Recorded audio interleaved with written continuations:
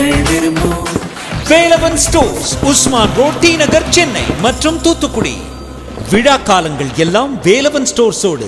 வெட்டு குத்து சண்டை துப்பாக்கின்னு என்ன படம் எடுத்தாலும் நான் இப்படி தாண்டா எடுப்பேன்னு. தியேட்டர் விட்டு வெளியில் போனால் கண்ணில் தண்ணி வராமல் வெளியில் போக முடியாது. இப்படித்தான் இந்த இந்த சமுதாய மக்களோட அந்த உள்ளத்தில் இருக்கிறத வெளியில் கொண்டு வரக்கூடிய எல்லா குடும்ப பெண்களும் குடும்பத்தாரும் விரும்பக்கூடிய ஒரு இயக்குனர். எளிமையான ஒரு வாழ்க்கை, எல்லாரோடத்தையும் எளிமையாக பழகக்கூடியவர் திரு தங்கர்பச்சான் ஐயா அவர்களே, வணக்கம். நிறைய கோடிகளில் பெரிய பெரிய தயாரிப்பாளர்கள், அவங்களெல்லாம் நம்மெல்லாம் சந்திக்கவே முடியாது. ஆனாலும் மாநாடு மிகப்பெரிய வெற்றியெல்லாம் கொடுத்த ஒரு தயாரிப்பாளர் இந்த சிறியவனின் விழாவுக்கும் வந்து நம்மளுடைய படத்துக்கான எல்லா விஷயங்களுக்கான உதவிகளையும் செய்வதற்காக என்னுடைய ஒரு அண்ணன் மாதிரி திரு சுரேஷ் காமாட்சி அண்ணன் அவர்களுக்கு வணக்கம். அண்ணன் சமுத்திரக்கனி அண்ணா வந்து இந்த படத்தில் இந்த ஒரு காட்சி நீங்கள் நடிக்கணும் அப்படின்னு ஒரு வார்த்தை தான் சொன்னேன். அந்த கதையை கேட்டுட்டு உடனே போகலாம், நாளைக்கு போகலாமான்னு கேட்டார் ஷூட்டிங். அந்த மாதிரி நம்ம புதுசாக திரைப்படத்துக்கு வர்றோம், நம்ம என்ன செய்ய போகிறோம் அந்த குழப்பம்லாம் இல்லாமல் கதையை கேட்ட உடனேயே சரின்னு சொல்லி நடிக்க வந்தார் சமுத்திரக்கனி அண்ணன் அவர்கள். இப்போ ஏர்போர்ட்டில் இருந்து இப்போ தான் கிளம்ப போகிறாரு. அவர் இப்போ வந்துடுவார். அவருக்கும் வணக்கம். அப்புறம் நம்ம ஷியாம் அண்ணெல்லாம் வந்து அதாவது நம்ம எல்லாரும் விரும்பக்கூடிய ஒரு விஷயம்னா நகைச்சுவை தான். வன்முறை, வெட்டு குத்து அதெல்லாம் தாண்டி திரைப்படத்தில் நல்ல நகைச்சுவை இருந்தால்தான் நம்மளுக்கு எல்லாருக்கும் ஓரளவு பிடிக்கும். ஷியாம் அண்ணா அவர்கள் மிகப்பெரிய ஒரு வாய்ப்பு அவருக்கு வரும்னு நான் நினைக்கிறேன். ஏன்னா அவர் படங்கள் நம்ம பார்த்துட்ருக்குறோம், அது எல்லாம் நம்ம விரும்பி ரசிக்கிறோம். இருந்தாலும் இந்த படப்பிடிப்பு தளங்களில் திரு ஷியாம் அவர்கள், திரு காதல் சுகுமார் அவர்கள்லாம் வந்து எல்லாத்தையும் விழுந்து விழுந்து சிரிக்க வைப்பாங்க. அவங்க பக்கத்தில் இருந்தால் நம்மளுக்கு ஒரு நோயுமே வராதுங்க. நான் உண்மையிலேயே நேரடியாக பார்த்தேன். அவர்களுக்கு யாராவது ஒரு இயக்குனர், ஒரு தயாரிப்பாளர் ஒரு முழு நீள நகைச்சுவை படம் அவங்களெல்லாம் வச்சு எடுத்தா பிச்சுக்கிட்டு ஓடும். நான் உண்மையை சொல்கிறேன். அதுக்கான கதைத்தெல்லாம் அவங்களுக்கு அமையும். அவங்களுக்கு வணக்கம், நன்றி, வணக்கம். நம்ம அம்பானி சங்கர்லாம் நிறைய திறமை வச்சுருக்காரு. அதுதான் நம்ம படத்தில் மகானான்னு ஒரு ஹீரோயின், அவங்க இப்போ ஒரு 6-7 படம் நடிச்சிட்டாங்க. நான் வந்து முதல் படம், அதனால் அவங்க வந்து நம்மளுக்கு சொல்லி கொடுத்தாங்க இந்த படத்துடைய நிறைய விஷயங்கள்லாம். ஏன்னா அவங்க நிறைய அனுபவம் அவங்களுக்கும் நன்றி. இப்போ நம்ம வந்து மருத்துவத்துறை சார்ந்த ஒருவன் திரைப்படத்துறைக்கு வந்திருக்கிறான் அப்படிங்கிற ஒரு கேள்வியெல்லாம் நிறைய நண்பர்கள், எதுக்குடா உனக்கு இந்த வேலை, ஒழுங்காக கஷாயத்தை கொடுத்தோமா பொழப்பு நடத்தணுமா போக வேண்டியதானே அப்படிங்கிற அறிவுரை நிறைய நண்பர்கள் சொல்லிட்டாங்க. ஆனால் சின்ன வயசுலேருந்து நம்மளுக்கு ஒரு ஆசை இருக்கும் இல்லையா. நான் முதலையே சாலை கிராமத்தில் வந்து அந்த மருத்துவமனையும் மூலிகை உணவும் சாலை கிராமத்தில் தொடங்குறதுக்கான காரணமே நிறைய திரைத்துறை நண்பர்கள் நட்பு வரும். ஏதாவது ஒரு காட்சியில் நம்ம நடிப்போம், ஏதாவது ஒன்று செய்வோம் திரைத்துறையில் ஆசையில் தான் நான் சாலை கிராமத்தில் முதல் முறையாக இந்த விஷயத்தை நான் தொடங்கினேன். அதுக்கப்புறம் யார்கிட்டையும் நம்ம போய் இதை கேட்குற நிலைமையிலையோ சொல்கிற நிலைமையிலையோ இல்லை. அதனால் நம்மளுக்கான தகுதி வரும்போது இது களத்தில் இறங்குவோம் அப்படின்னு பொறுமையாக இருந்தோம். இப்போ சூழ்நிலை கொஞ்சம் சாதகமாக வந்தது, அதனால் நம்ம இறங்கியிருக்கோம். இந்த படத்தில் வந்து நம்ம வந்து ஒரு கோரிக்கை வச்சுருக்கோம். இந்த படத்துடைய முக்கிய விஷயமே இந்த அரசியல்வாதிகள் இடத்துல, இந்த அதிகாரிகள் இடத்துல நம்ம ஒரு கோரிக்கை வச்சுருக்கோம். என்ன கோரிக்கைனா, பெருசாக நம்ம வந்து பெரிய கோரிக்கையெல்லாம் வைக்க முடியாது. நம்ம என்ன டாஸ்மார்க் மூடுங்கன்னு கோரிக்கை வைக்க முடியுமா? கண்டிப்பாக அவங்களால அதை செய்ய முடியாது. ஏன்னா உற்பத்தியாளர்கள்லேருந்து விற்பனையாளர்கள் வரைக்கும் பாதி பேர் அரசியல்வாதிகள், அவங்களுடைய வலதுகை இடதுகை. டாஸ்மார்க்கை மூடுறது கண்டிப்பாக அவங்களால முடியாது. ஏன்னா அதை வச்சு தான் நிறைய சம்பளம்லாம் போயிட்டுருக்குங்கிறாங்க. அதனால் அந்த மாதிரி பெரிய கோரிக்கையில் நான் வைக்கலை. இப்போ சமீபமாக நக்கீரன் ஐயா அவர்களுடைய ஒரு திரைப்படம், அது நம்ம வீரப்பன் அவர்களை பற்றிய ஒரு படம், அதை நண்பர்களோடு போய் பார்க்குற போது ரத்தம் அப்படி கொதிக்குதுங்க. நம்மளுக்கு முந்திய ஒரு தலைமுறை, இப்போ அவர்களுக்கெல்லாம் 70 வயது 75 வயது ஆகிவிட்டது. அவர்கள் பட்ட அந்த அவமானங்கள், அவர்கள் பட்ட அந்த வேதனைகள், கொடுமைகள், இவைகளையெல்லாம் அந்த வீரப்பன் படத்தில் நம்ம நக்கீரன் ஐயா அவர்கள் அதை ரொம்ப தெளிவாக சொல்லியிருக்கிறாங்க. நான் என்ன கேட்குறேன்னா, இது வந்து இலங்கை படுகொலைக்கு முன்னாடியே இந்த விஷயம் நடந்திருக்கு.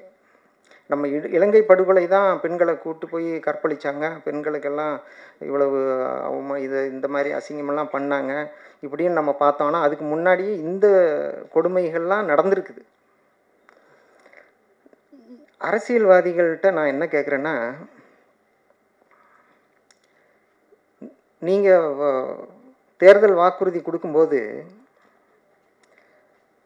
1000 ரூபா தரேன், 2000 ரூபா தரேன், மிக்சி தரேன், கிரைண்டர் தரேன்னு சொல்கிறத விட இந்த மாதிரி கொடுமைகள் நடக்காதுன்னு ஒரு உறுதி கொடுங்க, எல்லோரும் சந்தோஷப்படுவாங்க. ஏன்னா நம்ம எல்லாம் படித்து என்ன பிரயோஜனம்?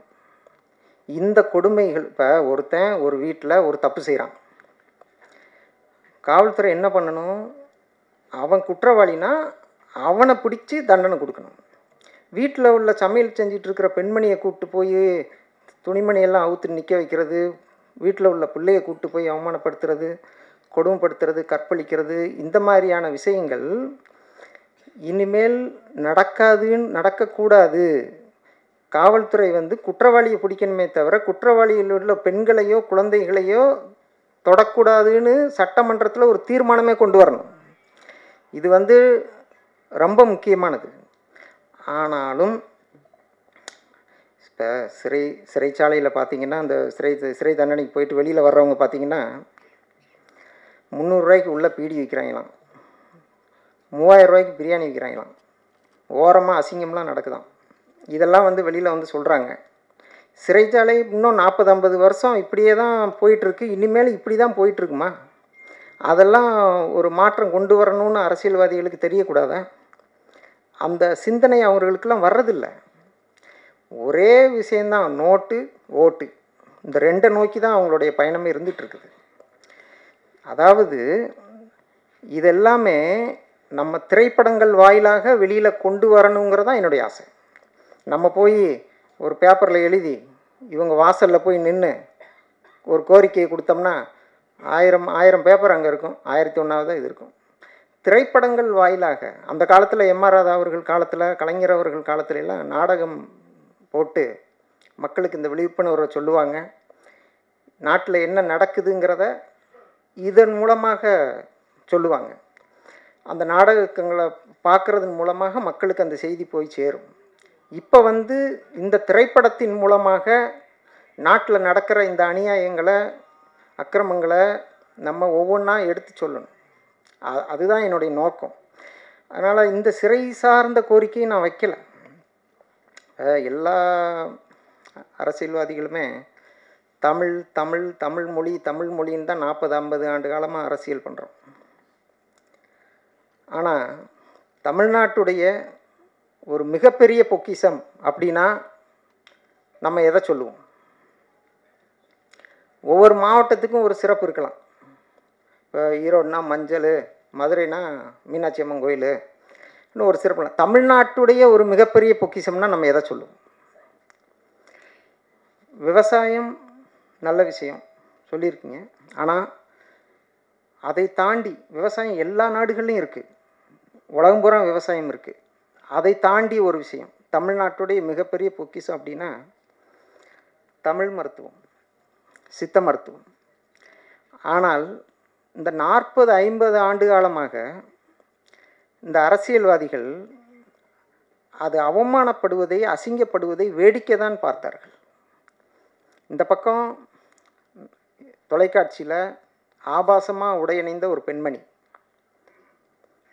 இந்த பக்கம் ஒன்றுமே படிக்காத ஒரு ஆள், கொச்சையாக இந்த அம்மா கேள்வி கேட்கும், இவர் அசிங்கமாக பதில் சொல்வார். இது என்னன்னு கேட்டால் இந்த ஆள் சித்த மருத்துவர்னு போட்டுக்குவார். அதாவது பல ஆண்டுகளாக 40-50 ஆண்டு காலமாக நிறைய வயது மூத்த வைத்தியர்கள்லாம் நிறைய கிராமங்களில் நல்ல சேவை செஞ்சிட்ருக்குறாங்க, நல்ல வைத்தியம் பண்ணிகிட்ருக்குறாங்க. ஆனால் சில பேர் பணம் படைத்தவர்கள், அரசியல்வாதிகளின் வலதுகை இடதுகை எல்லாம் தெரிந்தவர்கள்லாம் தொலைக்காட்சியில் உட்கார்ந்து இந்த தமிழ் மருத்துவத்தை அவ்வளவு கேவலப்படுத்தியிருக்காங்க. இப்போ பொதுமக்கள் இந்த டிவியை பார்க்கும்போது என்ன நினைப்பாங்க, ஏடா சித்த மருத்துவர்னு போட்டுக்கிறான், இவ்வளவு கேவலமாக அசிங்கமாக பேசுகிறான், கொச்சையாக பேசுகிறான், ஆபாசமாக பேசிகிட்டு இருக்கிறான். இப்போ சித்த மருத்துவம்லாம் இப்போ இதுதான் போல் சித்த மருத்துவம். அவங்க அந்த ஒரு விஷயத்துக்கு தான் அப்படியே பேசுவாங்க. இது இப்போ கொஞ்சம் குறைஞ்சிருக்கு. நான் சொல்கிறது ஒரு 30-40 வருஷத்துக்கு முன்னாடி சொல்கிறேன், 30-40 வருஷமாக சொல்கிறேன். அவங்களால இந்த மருத்துவத்தை விரும்பாமல் எல்லாமே அத்தனைக்குமே ஆங்கில மருத்துவங்கிற மாதிரி மக்கள் படையெடுக்க தொடங்கிட்டாங்க. இதுவும் ஒரு காரணம்.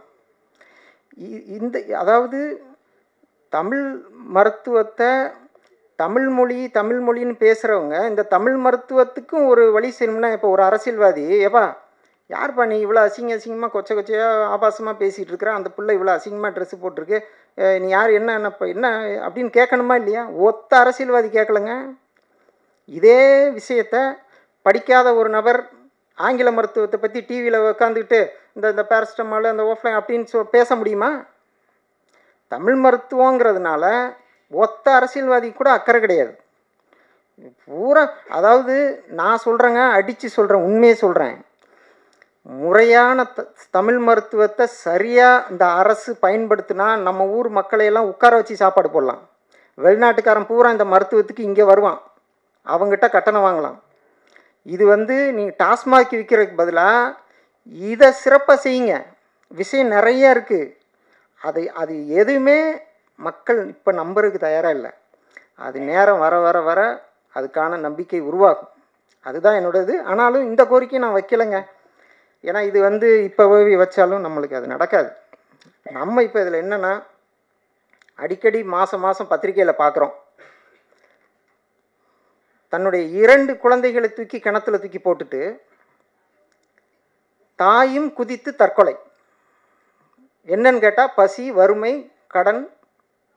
இதான் அந்த 2 குழந்தை தண்ணியில் உளுந்து அந்த ஒரு நிமிஷம் தவிக்கிற பொழுது அந்த காட்சி நீங்கள் யோசிச்சு பாருங்கள்.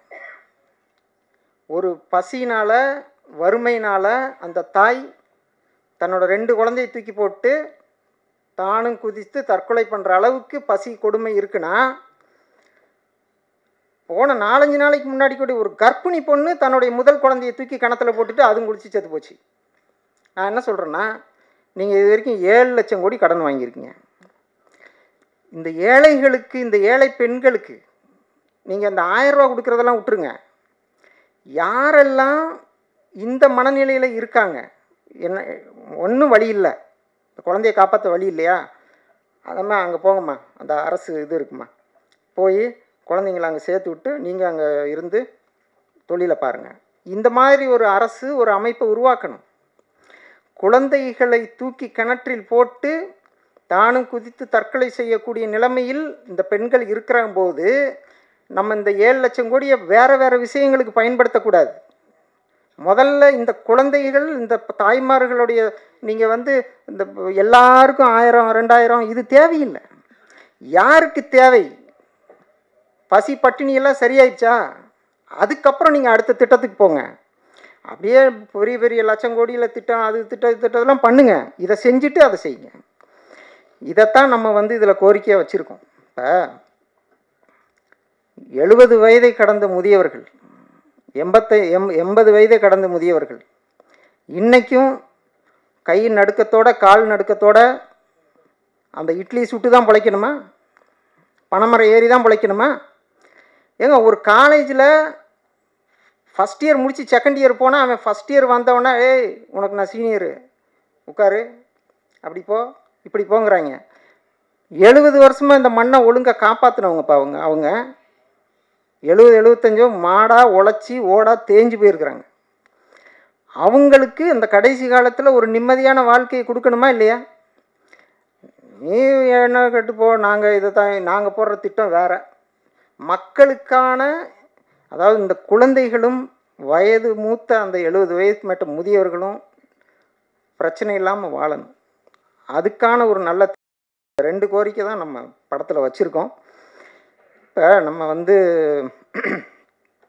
பள்ளிக்கூடம் நம்ம இப்போ காலையில் வர்ற குழந்தைகளுக்கு காலை உணவு திட்டம் மிகச் சிறப்பான திட்டம்.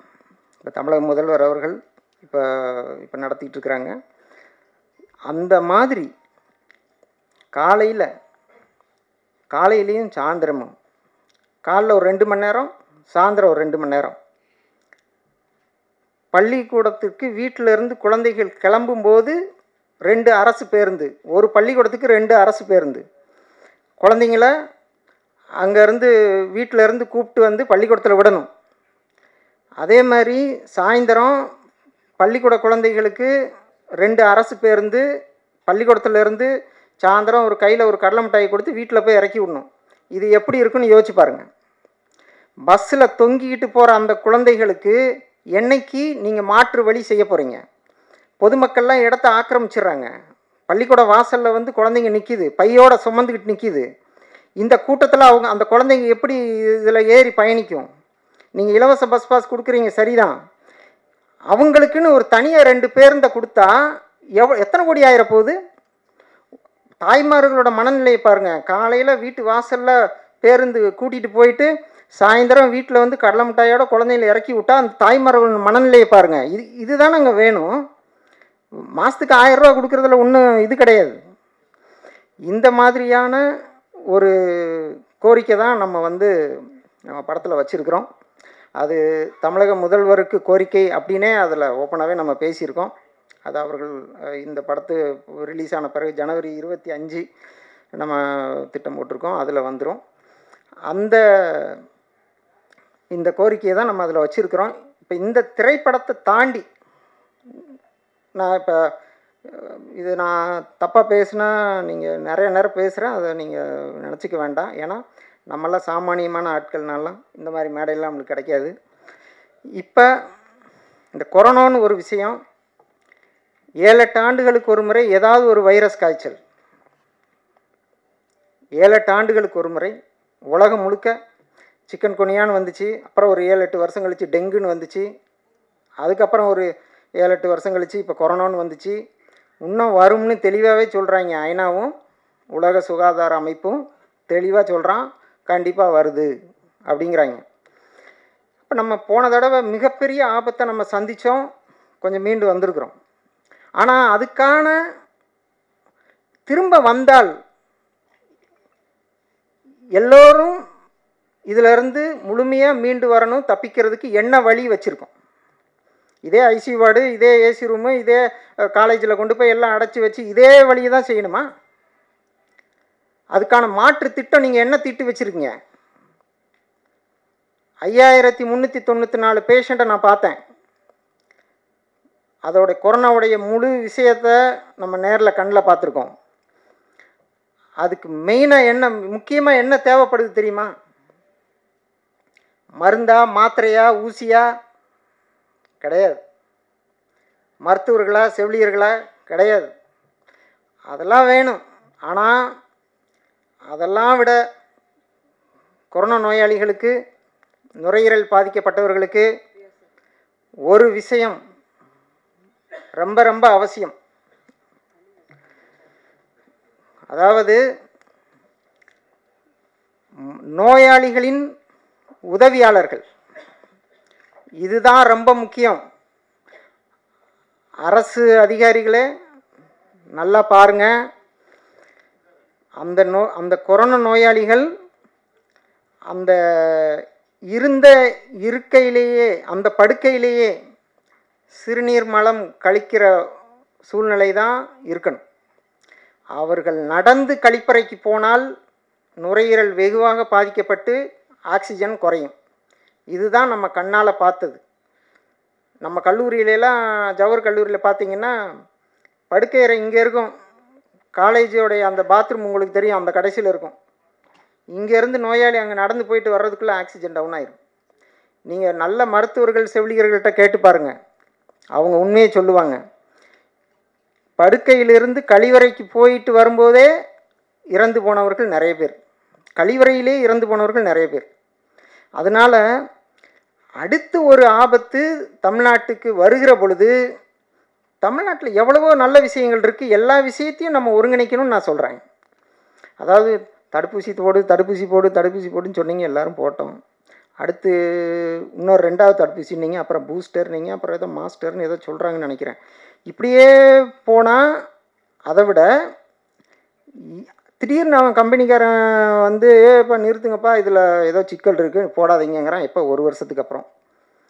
அந்த மாதிரி விஷயங்களை நம்புங்க, அறிவியல் பூர்வமாக அவங்க செய்கிறாங்க, சரிதான். ஆனாலும் நம்மளுடைய மண் சார்ந்த இந்த மருத்துவத்தை மங்கி போக செய்யாதீர்கள். இந்த விஷயத்தையும் கொஞ்சம் கருத்தில் கொள்ளுங்கள். கொரோனா நோயாளிகளுக்கு நீங்கள் உடனே அங்கே அப்படியே பரவுதுன்னு செய்தி வந்தோன்னா ஆக்சிஜன் ரெடியா, பெட்டெல்லாம் ரெடியா? அதெல்லாம் விட முக்கியமானது என்ன தெரியுமா? நல்ல காற்றோட்டம், சுற்றி மரம் செடி கொடியெல்லாம் இருக்கணும். ஜன்னலை திறந்தால் சுத்தமான ஆக்சிஜன் கிடைக்கணும், சூரிய ஒளி உள்ளே வரணும். அந்த நோயாளிக்கு ஒரு 10 அடி தள்ளி இன்னொரு படுக்கை, இன்னொரு நோயாளி, இந்த பக்கம் 10 அடி தள்ளி ஒரு நோயாளி. அவங்க என்னப்பா நல்லா இருக்கியா, சாப்பிட்டியா, அப்படி பேசிக்கணும். 5 நோயாளிகளுக்கு ஒரு கழிப்பறை நடுவில் இருக்கணும். அந்த கழிப்பறையை சுத்தம் செய்வதற்கு ஒரு நபர் தனியாக இருக்கணும். இந்த நோயாளிக்கு 5 நோயாளிக்கு ஒரு உதவியாளர் இருக்கணும். அந்த உதவியாளருக்கு இரக்க குணம் இருக்கணும், நல்ல மனசு இருக்கணும். அந்த சிறுநீர் மலத்தை, அந்த அந்த டயப்பரை அதெல்லாம் எடுத்து வெளியில் போட்டு இவரை சுத்தம் செய்யக்கூடிய அந்த மனப்பக்குவம் கொண்ட இளைஞர்கள் நிறைய பேர் இருக்கிறாங்க. நம்ம கொரோனா வார்டிலலாம் அந்த மாதிரி இளைஞர்கள், பெண்கள்லாம் அதில் வேலை செஞ்சாங்க. அந்த மாதிரியான ஆட்களை, நோயாளிகளின் உதவியாளர்கள் என்ற பணியை தயவு செய்து உருவாக்குங்கள். அதுதான் எல்லோரையும் காப்பாற்றும்.